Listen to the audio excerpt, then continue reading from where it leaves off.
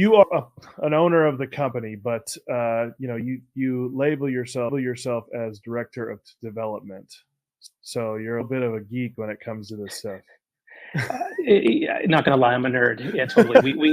I mean, we really geek out over product, and I think that's one thing that makes us really special and unique too. I mean, we are small, we are focused, so and this really hasn't wavered since we started focusing on baseball protective. So, our dad started going to spring training, started talking to catchers, and initially, this is like 40 years ago at this point, even longer. Gosh, and the catchers were confused because who's this guy asking me about the gear I wear? Because I just get the gear from the team. Like they just hand me this soft, you know, piece of fabric I put on my chest and some spray painted leg guards that kind of match the team colors. The paint's flaking off, but it's the tools of ignorance, right? Like you just kind of get what the team gives you.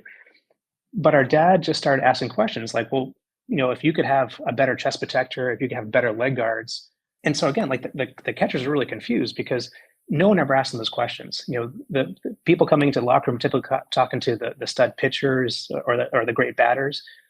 And so our dad just started listening, and he would come back with some ideas, make some prototypes, and then basically go back to the catchers and say, hey, this is what we talked about.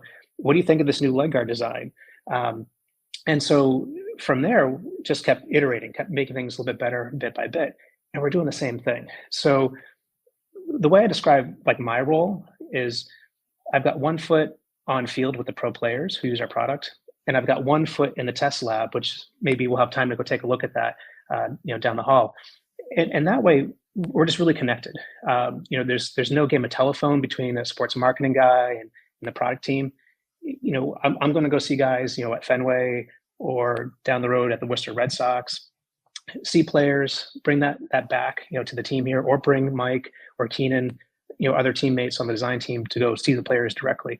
We get down on our hands and knees, we get dirty, we look at stuff.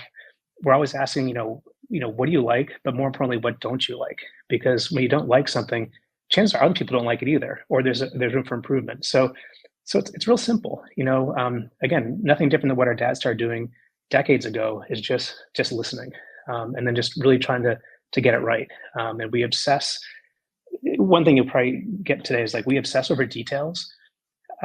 We make a great product, but the problem is we stop talking about it because we start working on the next product. And so we're trying to get better at that and sort of the marketing side. So thanks very much for having me today. So I can maybe do a little bit of that and try to kind of tell the story behind, how this gear came to be.